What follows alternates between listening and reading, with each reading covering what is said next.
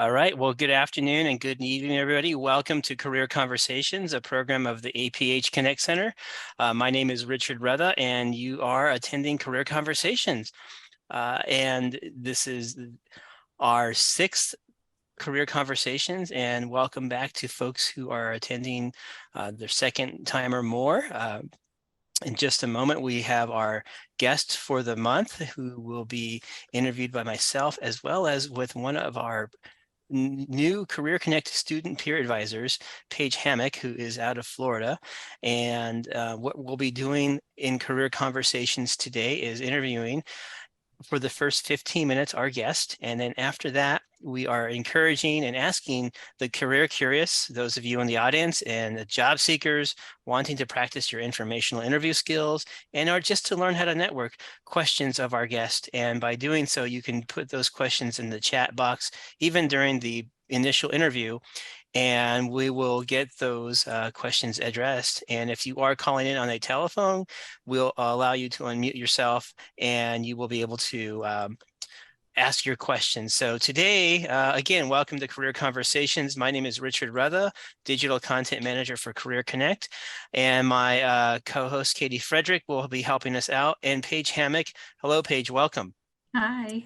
All right. So what we're going to do is today we have Satauna Howery. She is an award-winning voice actor. Satauna is in New York, and you may have seen or heard her voice in various places all over the United States and on various shows. I won't go into her bio because she will for us. Satauna, good afternoon or good evening, and welcome to Career Conversations. Hello. Thanks for having me. It's so great to be here. Yes, and love to connect with you and hear more about you. Why don't you simply start out by telling us a little bit about who Satauna is and how you grew into becoming a voice actor? Let's see. Who am I? Well, I am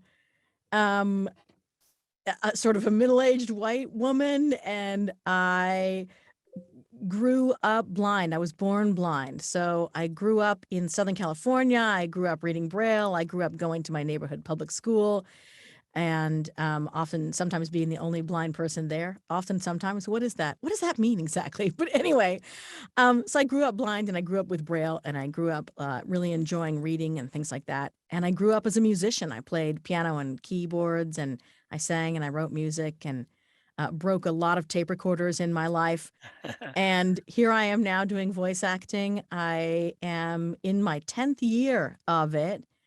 And I got into it because a friend of mine went and did it and came to me and was very excited about doing this thing that she was going to do. And she had gone to a local studio, and they were helping her out and coaching and doing some demos with her.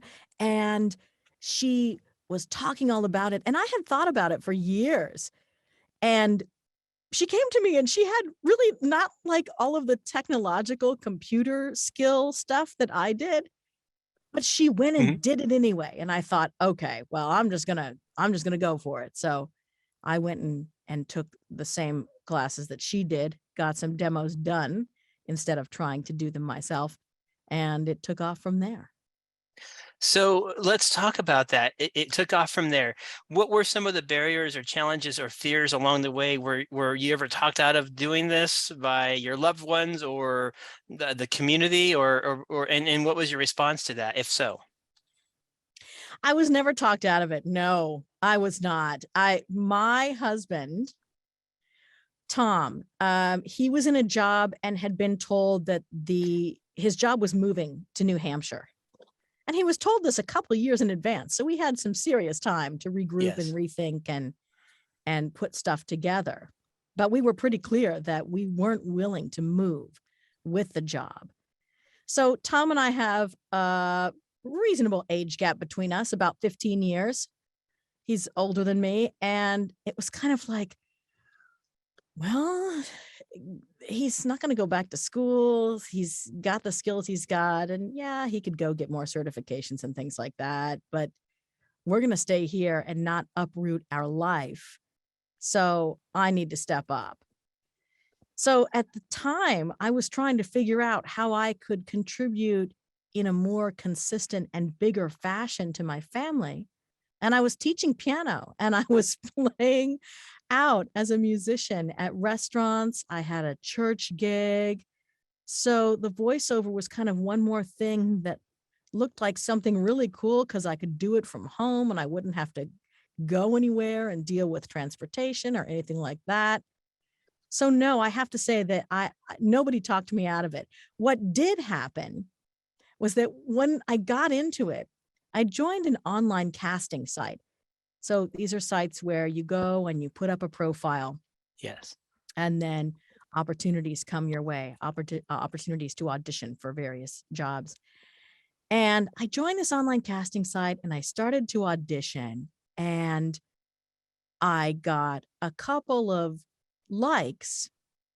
I was on a couple of people's short lists for things, but I wasn't getting hired. And I only spent like 3 or 4 days really auditioning and doing quite a few auditions in those days, but getting no response and thinking, oh, this is a ton of work and I'm getting nothing back. Maybe this isn't really going to work out.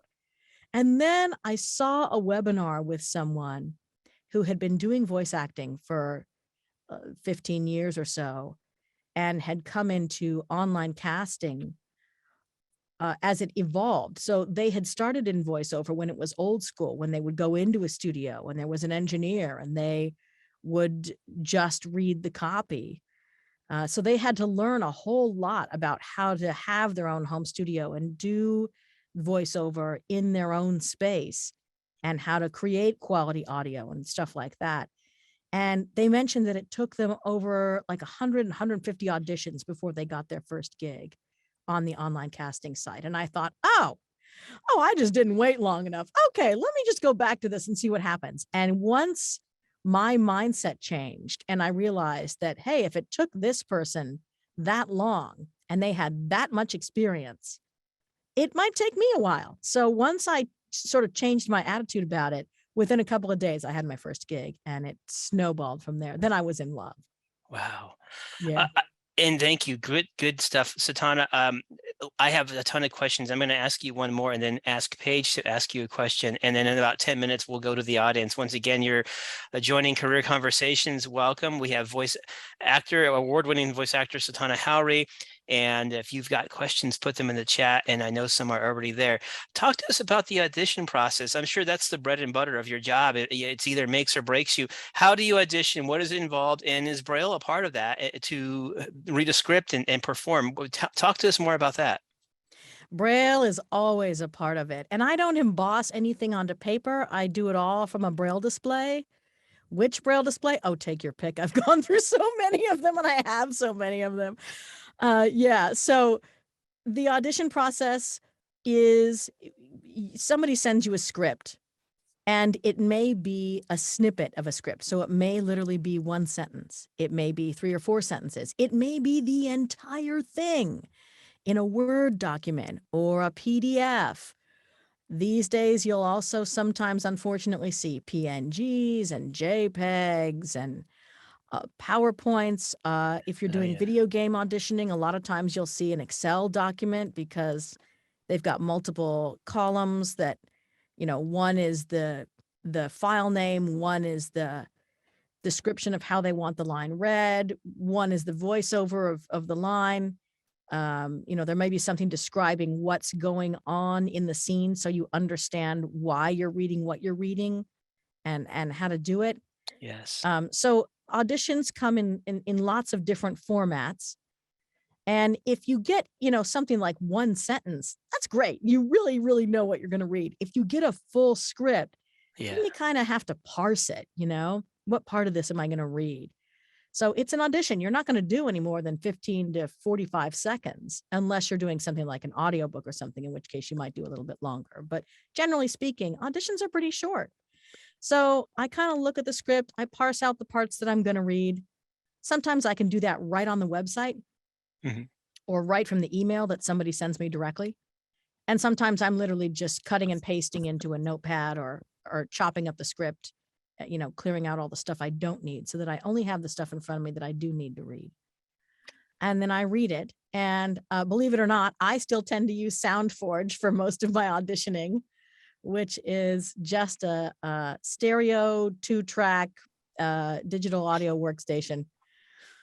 I do also use Reaper. Yay, Reaper. So I use SoundForge. I have a little batch process I run that does some EQ and compression and things like that, cleans up some of those breathing noises.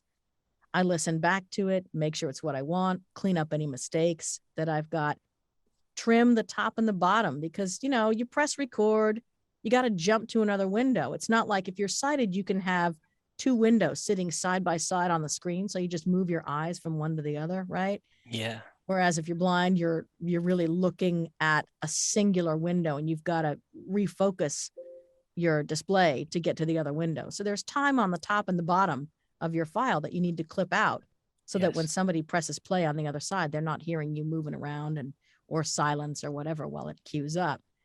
And then I send it. I know that was a very long explanation. No, this is exactly what we want to hear. My follow-up to that is, given the nature of your work, are all auditions or most auditions now just electronically composed, or do you ever have to go in person to audition? It's rare to go in person to an audition. It's rare. Yeah, it's so much of it is remote. I've done it only a handful of times in my whole career because somebody demanded it, and it was just like, okay, well, it's a big enough gig that I'll go. And then I didn't get any of those gigs Right. going in person. So I think maybe if I lived in Los Angeles, there might be some more in person, but I don't. So yeah. That's great. I'm going to hand it off. Once again, you're attending Career Conversations, a program of the APH ConnectCenter.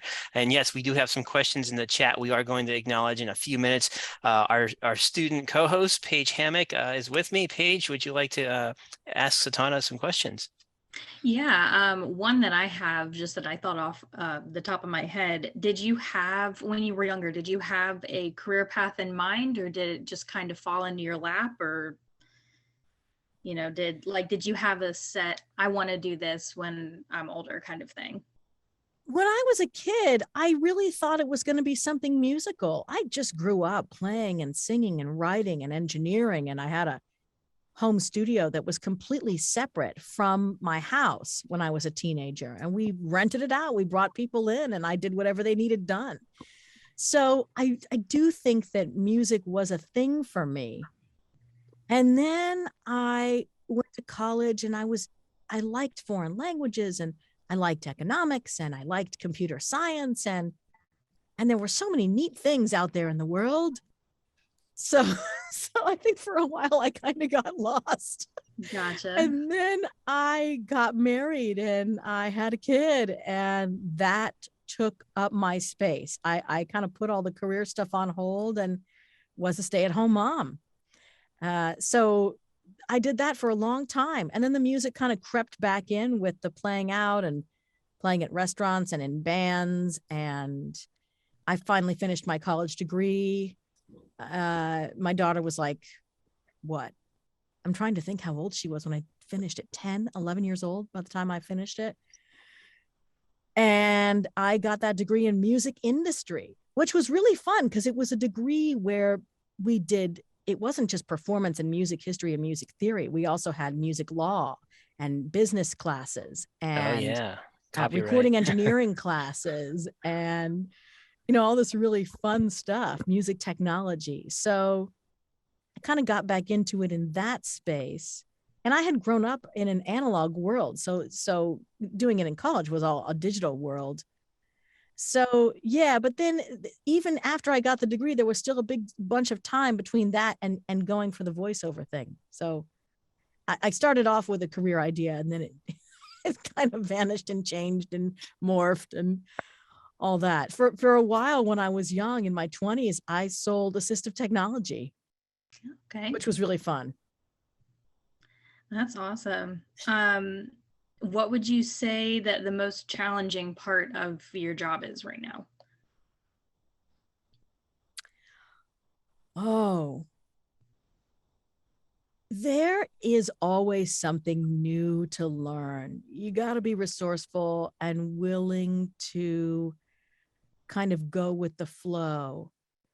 When I started out, Teams was not a thing, Microsoft Teams. It was all Skype. and Skype would do things like update, and the keyboard shortcut that worked yesterday suddenly didn't work today. And so that kind of flexibility of kind of having to roll with the punches or move with the cheese is important. I feel like I'm getting better and better with Google Docs just because my clients are demanding it. For a long time, I would click on the Google Doc, I would download it, and I would do it that way. And then I recently did some tours for some of the national parks in Utah. And all of the sessions were directed. So the client was actually there on the line in a Google Meet call like this, except not Zoom, Google Meet. Right. But they were there and they wanted to rewrite things and add things and remove things on the fly. So I had to be in the script. I couldn't download it. I tried Yeah. really hard and they caught me at it multiple times. I finally had to explain what was going on. And so I just downloaded. I had to be in the script. And so that taught me how to turn off the alerts in Google, because like every time somebody would come near me in the document, Yes. I would get these alerts. Somebody is boy. editing in a paragraph near you, and they would speak, but they would also pop up on the braille display, and then they would Yes. refocus my cursor, and I'm like, this is obnoxious. This has to stop. So you have to figure out, you really do have to read the manual sometimes, or find somebody who knows it, who you can ask. You need to know where your resources are and how to utilize them. It's really important. Good questions. Thank you, Paige. Did you have another one or? Not off the top of my head, if you want to take back over. Okay, if you want, we'll wrap around and ask questions if there's any intermittent. I do have one or two more, but I'm going to ask Katie to see if we what questions we have in the chat, if you want to read them. Yes, we do. And thank you to everyone. Feel free to keep the questions coming. It's great to see the engagement tonight. So several questions here. One Katie, asking. You're cutting out, Katie. Can you try that again? Yep. Sorry, is this any better? Maybe. I don't know if you're on video, but if not, if you are, maybe. I hear her fine. So I don't know if it's your side. Okay, I just turned off my video. So sorry, Katie, I won't interrupt. Go ahead. Okay, thank you. So a question asking if you receive support from your state VR agency, and if they were supportive of your career, if you got any support from them. I got support from my state VR agency way back a long time ago, long before voiceover. I was going to work for a company that did Adobe customer service, and I needed a braille display. And so I went to the state at that time. For voiceover, I've never asked the state for anything. I had a braille display at that point. I had a computer at that point. My husband was still working when I started voiceover, and I was doing the church gig and the restaurant stuff. And I had that in a separate business account. And so I used that money as the seed money to begin my business. And then everything I made from voiceover, I plowed back into the business while he was still working.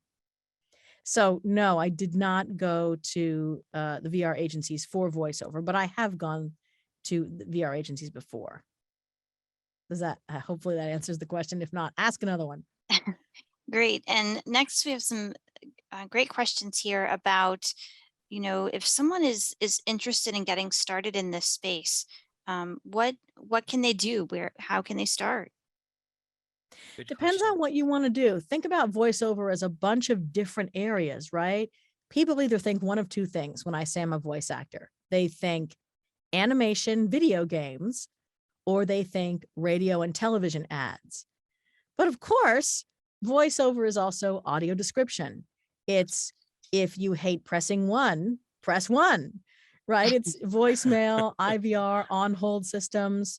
It's a lot of e-learning, internal training.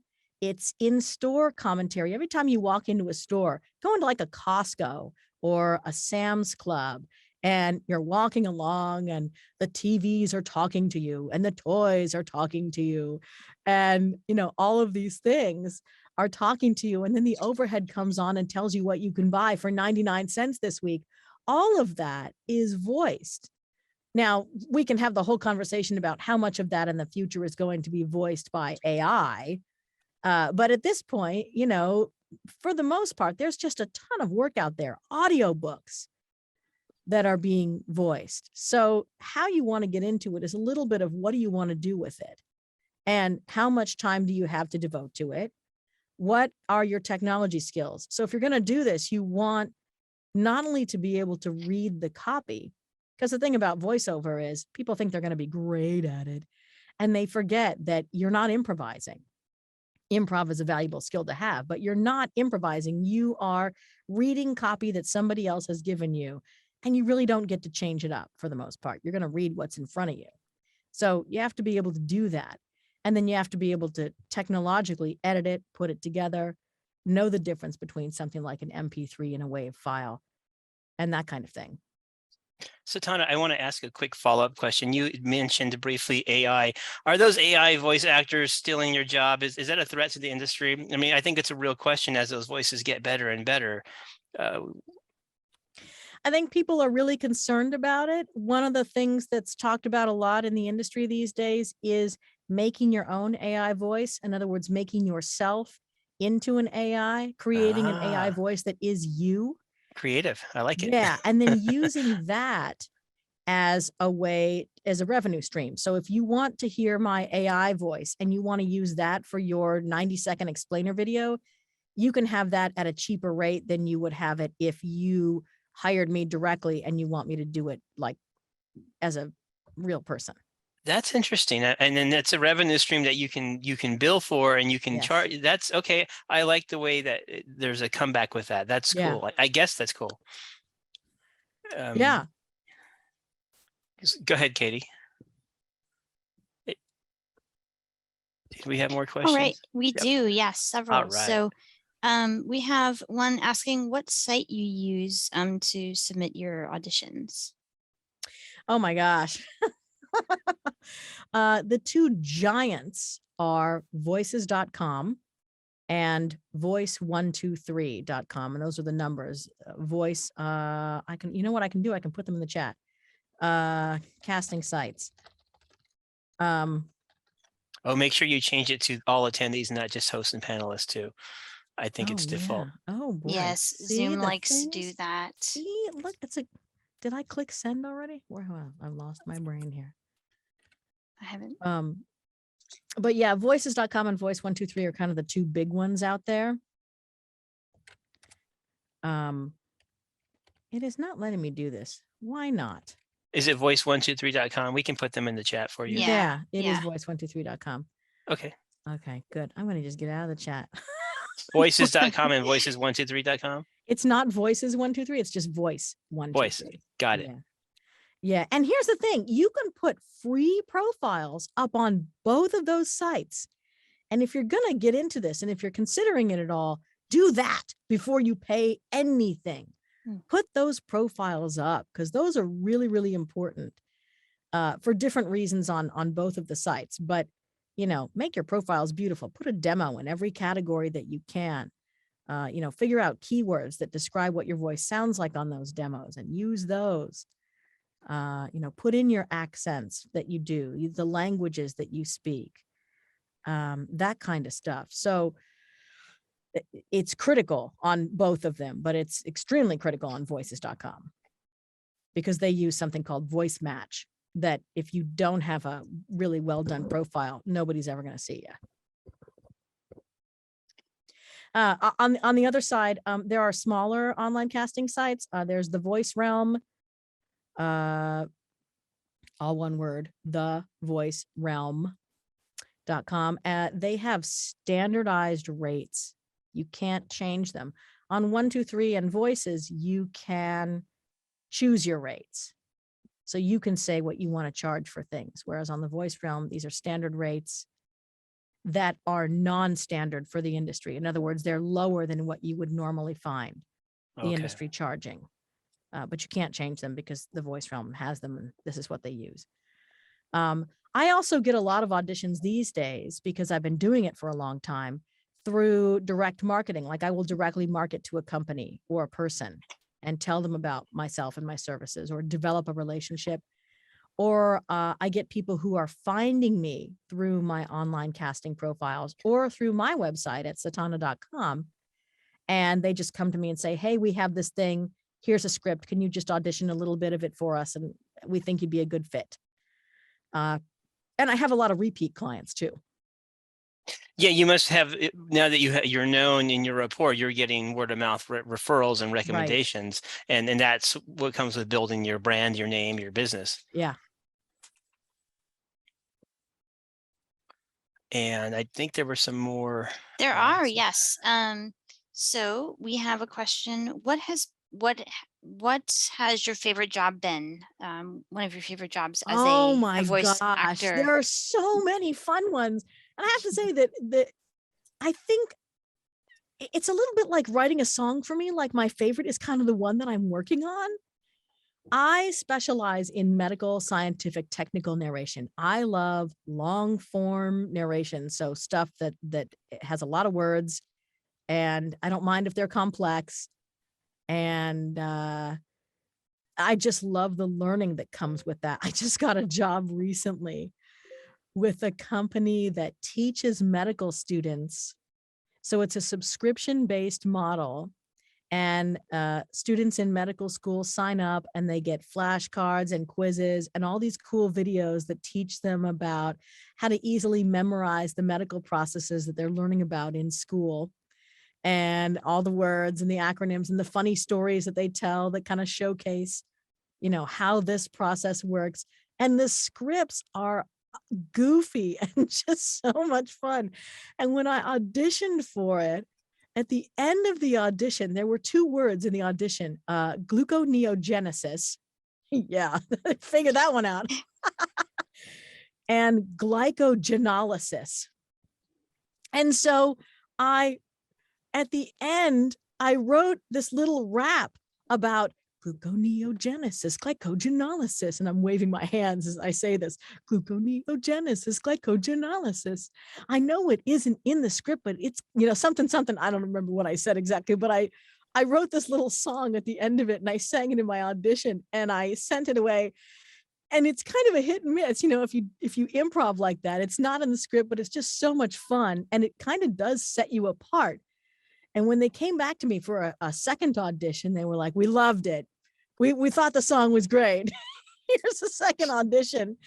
And then after the second audition, they hired me. So I know medical does not sound like fun, but it really is a ton of fun. I love it. Let's see, what else have I done that's really fun? I'm still the voice of the Tampa airport in Florida. And that was really fun. One of the first jobs I ever did was for some kind of kiosk where I was just like, please scan your card. You know, like things like that. Like where you get to play at your nearest Walmart. Yeah. Yes. Right. And on the one hand, those jobs are fun. And on the other side, there's this kind of recognition that you're reading something that is so pointless, right? As a blind person, oh my gosh, I don't need you to tell me to scan the card. I need you to tell me what happens after I scan it, right? Like, tell me what the screen says. What does the touch screen say? You know, if you're a kiosk. So, yeah, other fun jobs. I did the audio description for all of Seinfeld, and what was fun about that was that I let my kid be the engineer on that one. We were using a specific kind of software, and it was just much easier to have somebody doing the recording side of it and me just being the voice person. And it was so much fun to have Kira with me in that space and working together, because when we would see something that wasn't right, I would say, wait a minute, I don't understand that. or Akira would say, wait a minute, I don't understand that. We should say this instead. So we could fix some things. We couldn't fix everything, but there were things we could manipulate and fix. And it was just such a great time.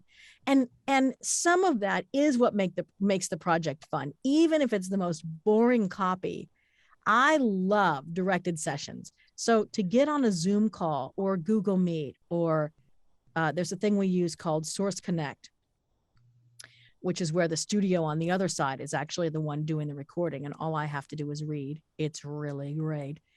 But having the clients and folks in the room when you're recording to direct you and talk, and voiceover can sometimes be a really isolating space. I'm sitting in a room right now. It's 4 by 6 feet, and it's all padded. So, I'm banging on the wall, and it's a great stress relief, but it's kind of isolating, even without a pandemic.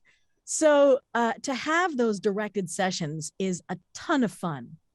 Auditions can even be fun. I love to audition. I was a garbage disposal the other day in an audition, and that, that was just so much fun.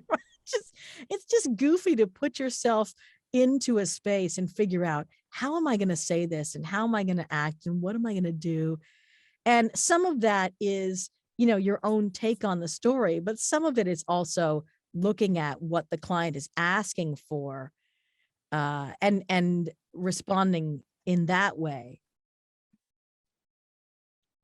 Yeah, great information. Let me ask you, Paige, did you have another follow-up question for Satauna? I was just going to ask, you mentioned that you're the voice at the Tampa airport. Where else would a lot of us know that we would hear you? Is there anywhere else like big like that, or just anything? Well, in Probably Seinfeld. the easiest place to find me is audio description. Gotcha. Right. So Seinfeld is on Netflix. I just finished up The Staircase, which is a true crime kind of documentary on HBO Max. And in fact, they're still releasing like 1 episode a week or something like that. There is a Staircase version on Netflix. It's an older, that's the one that this new one is based off of. So I didn't do the original. I've done this new one on HBO Max. Okay. What else? A lot of kids stuff. Yoo-Hoo to the Rescue is on Netflix. Masha and the Bear, the first 2 seasons, is on Netflix.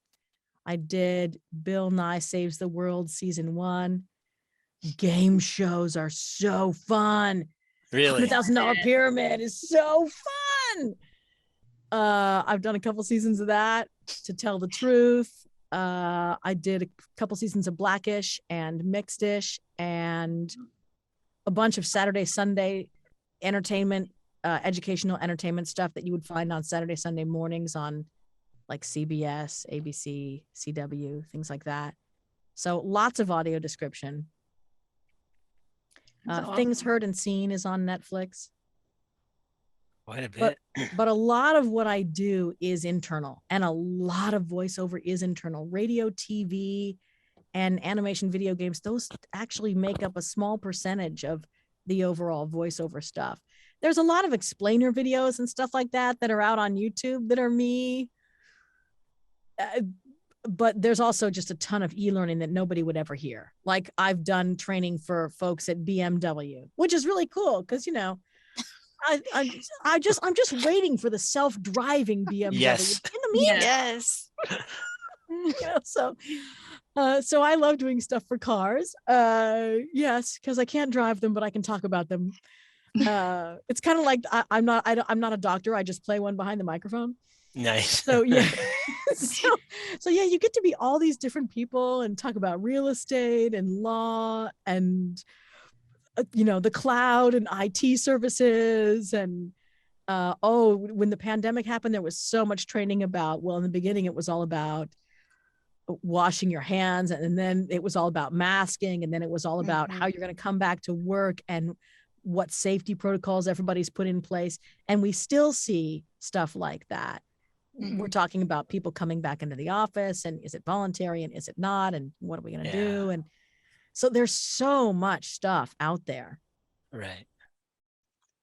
Are there any Are there any topics that you've done voiceover for that you've like been, oh, that's really cool, I want to know more about that, or like hobbies or interests that you've gotten from doing voiceovers? I think there's a ton of stuff that I'm always running multiple projects at a time. There's never just one. Gotcha. So depending upon what I need to do, yes, Google is my friend. YouTube is my friend.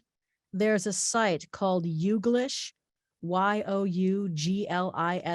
Youglish.com. And it's supposed to be a site to help people learn English.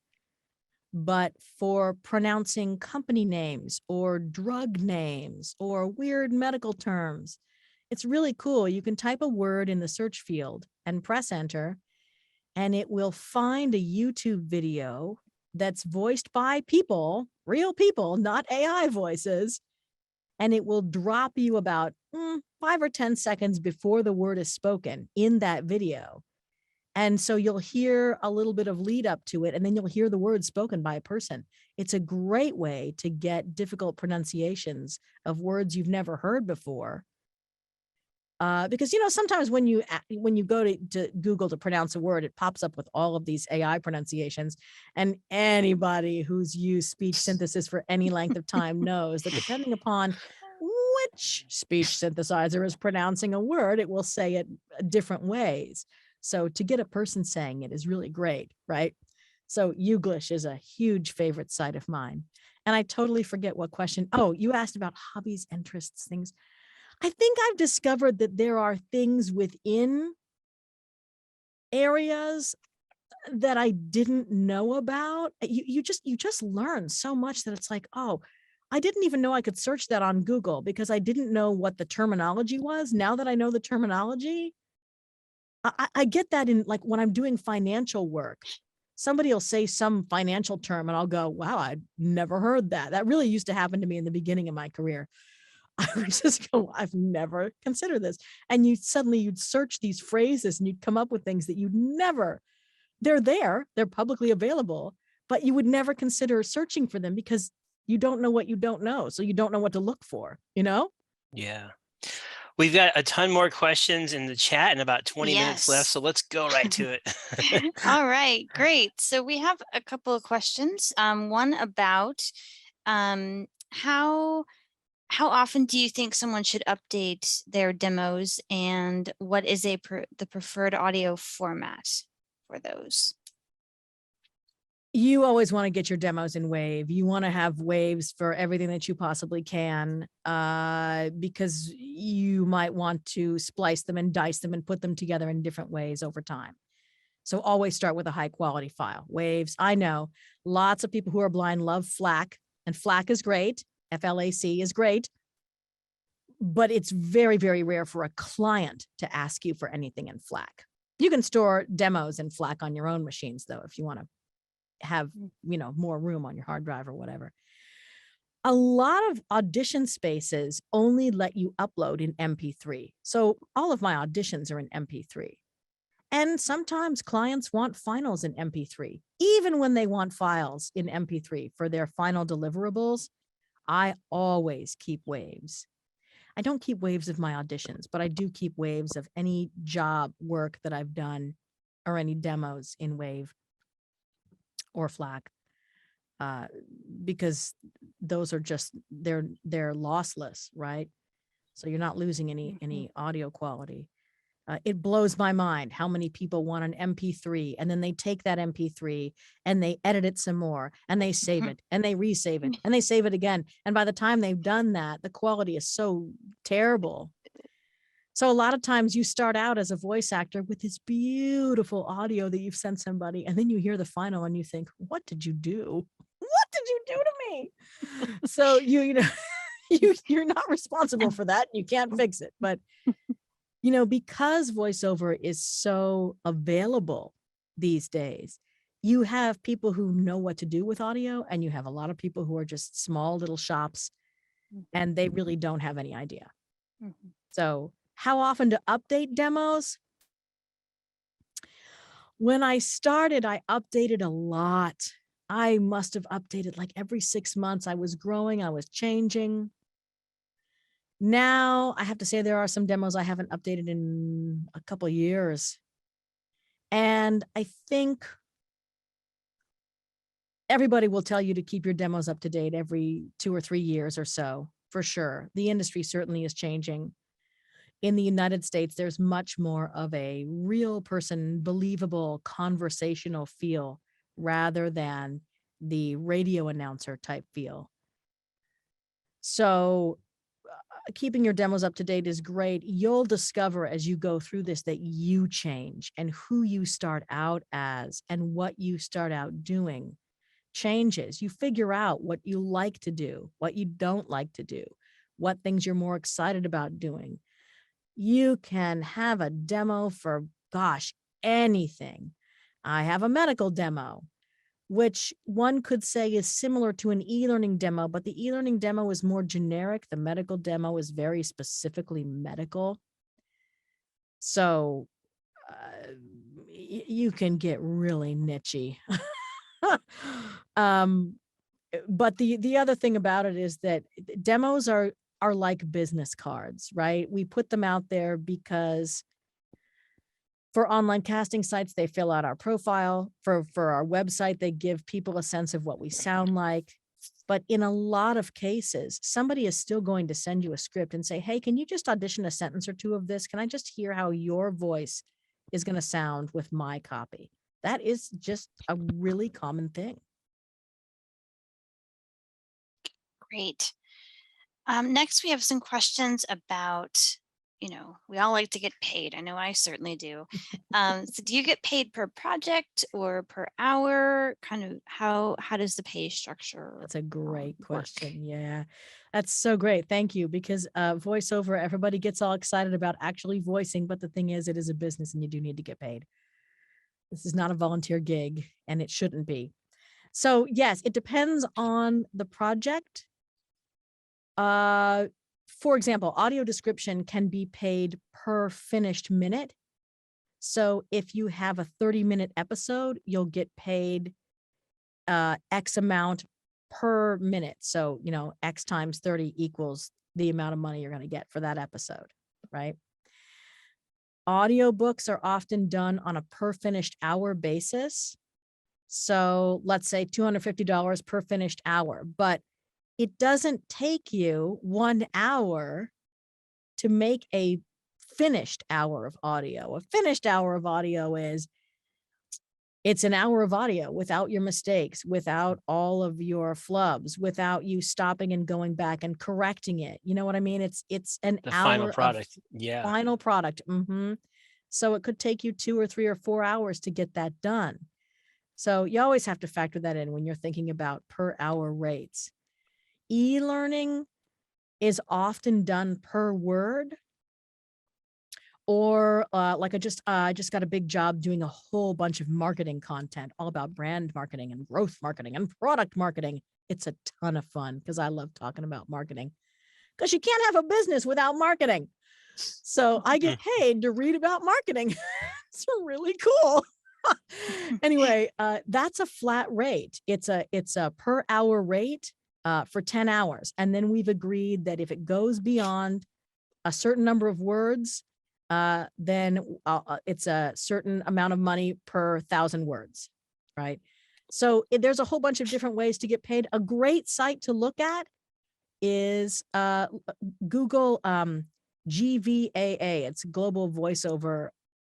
What does GVAA stand for? Global Voiceover Academy? No, there's 2 A's. I'm forgetting one of the A's, but it's GVAA. And they have a rate guide. And those rates really are industry standard. What you find on the online casting sites like Voices. Academy. It's Academy. Global Voice Acting Academy. That's yes. it. Yes. Yes. So thank you. See, I knew somebody would Google it and find it. Thank you. I did. You'll find on the online casting sites like voices.com has a rate sheet, voices.com/rates. And it's it's a totally non-standard rate sheet. They will claim otherwise, but it's not a great rate sheet. A much, much better rate sheet is at GVAA. So that'll kind of give you a sense of what the rates are and what things should go for. Great. So another, again, just a lot of great questions here. We may not be able to get to all of them, but keep them coming. This is great. So you've mentioned a couple times, that you have your own business. Can you talk a little bit about that? How did you get that started? What was that process like? Well, anybody can start their own business. You can be a sole proprietorship, which just means that from a tax perspective, you use your social security number and you report your business income. I would strongly suggest starting a bank account that is separate from your regular personal bank account. Separate your business income and also your business expenses. And I mean, I'm speaking as if we're all in the United States, right? I recognize that people can listen to this in other countries and it's a different thing. But here in the US, it's that simple. I only incorporated into an LLC a couple of years ago, and I really did that because I wanted to separate my personal credit from my business credit. Once you actually have a business name and you get an EIN, it's an employee identification number from the government. It's in a sole proprietorship, it's your social security number. Once you incorporate into an LLC, it's an EIN. So it creates a separate credit report from your personal to your business. But, starting a business is as simple as deciding you're going to do it and then, create an account and do it. I make it sound like it's really easy. It's not quite that easy. And the fact is that having a business plan is a wonderful thing to do. I jumped off a cliff without one. And really, I didn't actually write one until the Hadley New Venture Competition appeared and they required it in order to enter. And then I needed a business plan. So I figured it out. A lot of it is deciding that you're going to do it. And there are lots of resources. The Small Business Administration, like most local places, have mentoring or options available. A lot of the coaching I do is strategy, businessy, coachy related, because there are plenty of people who will voice coach you as to how to read copy. There are less people who will talk to you about the business of it and what do you need to do next steps? What are the resources that you have and where should you go based on what you've got? But it definitely is a business. And if you can, recognize that, yes, you've got that creative side, but you also have that administrative business marketing side, you're in a much better position. I don't know if that answers the question, but feel free to ask more specific questions if you have them.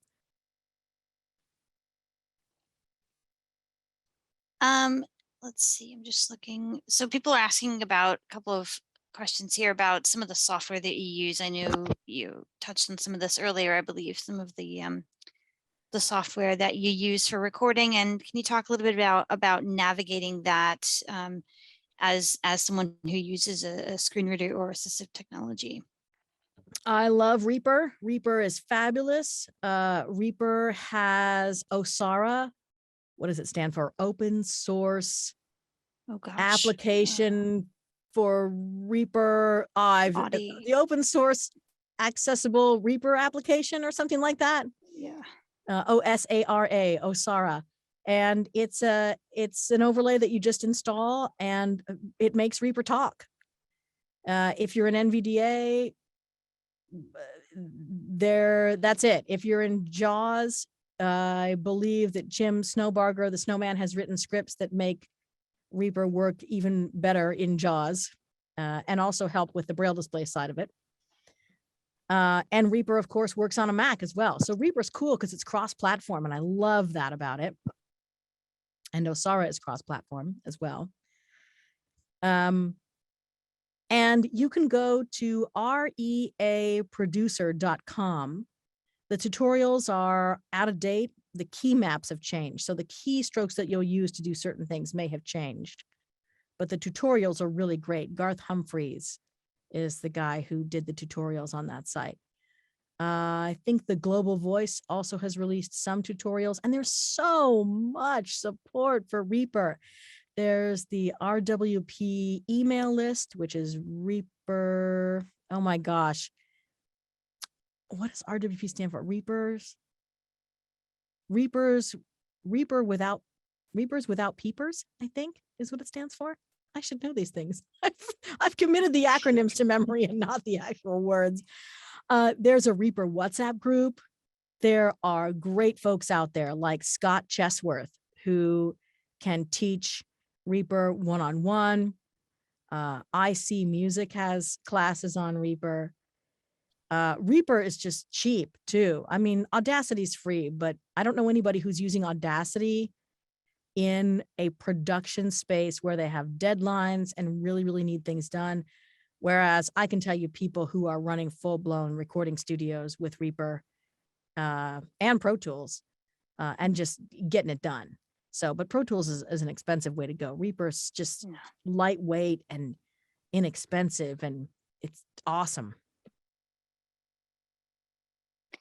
Good Great. questions. Yes. Yes. Someone saying, you know, the love for what you do is just really shines through in Oh, all thank your you. chatting really and does, yeah. stories. Asking about how many hours per week do you work? Do you, yes, how many hours a week? 40 plus? I think when I was new to it, I think if you're new to a business, you always work more than 40 hours, right? Because it's a new business, and people talk about, oh, but I would love having my own business and being my own boss. Yes, but it's not a 9 to 5. And the fact is that there is no security in your paycheck unless you create it. So if you're going to do your own business, you are committing to a level of work that, quite frankly, is bigger than what you might be committing to if you just had a 9 to 5, because the bills got to get paid, and tag, you're it. Yes. So, you know, these days I feel like I still work a lot, but I feel like I'm trying to work smarter rather than harder, right? So I'm pickier about the rates that I'll accept for a project. I'm likely to turn something down if it's low budget. I mean, even if somebody comes to me directly and says, hi, we want to hire you, if they're not willing to meet my rate or pretty close to it, if they've got something that's extremely low budget, I am likely to say no. So I think the desperation changes as you move through it. As to hours a week, wow. I think I still work a 40-hour work week. I do try to maintain some work-life balance. I think it's important. And, but I do love my work. But I also think that my work is changing over time, like what I'm doing and what I'm excited about doing and things like that. I'm digressing. I'm going to stop talking because I know there's other questions and we're coming up on the top of the hour.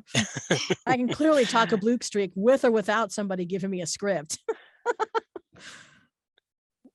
Great. Another question, do you have advice for people who might be, you know, wanting to get started in this career, especially if they may not, you know, have support, or what advice would you give people who are wanting to start in this space?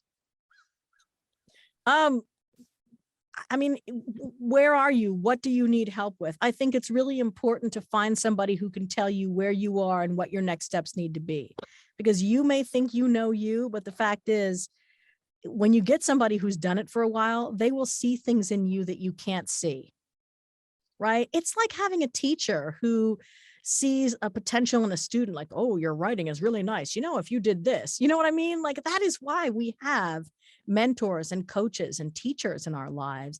And the beauty of coming into a career that you're excited about doing is that, like for voiceover, you can pick who your coaches and your teachers are going to be. And that's awesome. That makes it really cool. I do 15 to 20-minute consults with people to figure out where you are and what you need to do.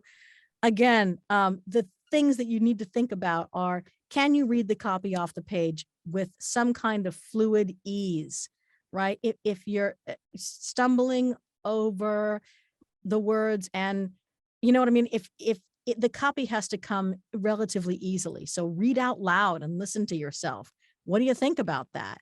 Do you know how to record yourself? Do you know how to edit what you've recorded so that if you make a mistake, you can pick it up and remove it out of the file to give somebody clean audio? Those are really the places to start. If you know how to do that, then you can actually, hop out there and get it done. But to begin without the basics is a lot of frustration. Great. Let's see. So,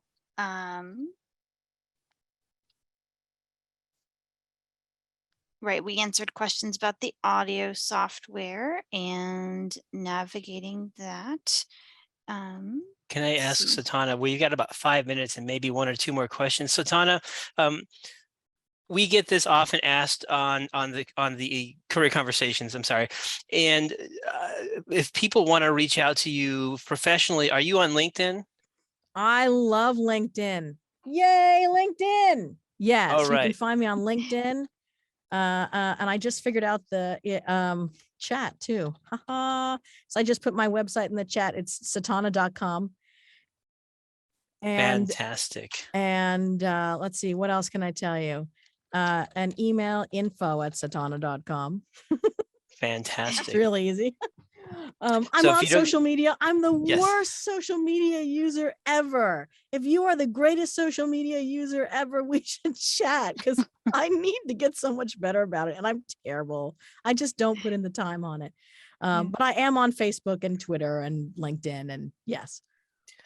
Well, it's been a pleasure. Do we have one more you want to We toss do, out there, and I Kate? think it's a good one because it hasn't really come up yet tonight. We've talked about technology and things, but the question of, are clients accommodating to the fact that you cannot see? Oh, that's a great will they work question. with you to get copy in a platform you can read, et cetera, kind of that the blindness piece, right? The access piece. Yeah. And Satauna, if you Yeah. can answer that in 2 minutes, because we have we have our deadline because of captioning Yes. at top of the hour. Got it. Okay. 2 minutes. Here we No go. pressure. No. The answer is that oftentimes I don't even tell a client I can't see. Ira is my friend. There is a small business promo, right? 150 minutes a month. That is Yes. 2.5 hours of time. You can get a lot done in that time. Mm-hmm. So most of the time, I don't tell people unless I absolutely have to. Sometimes it is really advantageous to. I had a client in the beginning of my career. He was doing a big financial e-learning and he wanted to send me a giant notebook, an actual hardcover notebook with all of the graphs and all the stuff that I didn't need to worry about crossed out, and all the stuff I did need wouldn't be crossed out. And I had to say, listen, I'm really happy to do this for you, but I can't. Do you have this in a PDF? Otherwise, I can't do it. And he did it. He sent me the binder and he sent me the PDF. And I sat down with my husband, who's sighted, and we went through it and we figured it out. Awesome. You are going to need help sometimes. But the fact is, every business owner does. You just need a different kind of help sometimes than other people do. That's Well, a short folks, answer. Thank you, Satauna Howery, award-winning voice actor, audio description, and so much more. It's been more than a pleasure. Thank you so much. We'll have you back again, I promise. Okay, great. And thank you for being there for the career careers and our job seekers. You all, this will be archived and it'll be up on our YouTube page. Thank you again for participating for Career Conversations. We will do this again in a couple of months, and everyone have a great summer. Thank you. Thanks, everyone.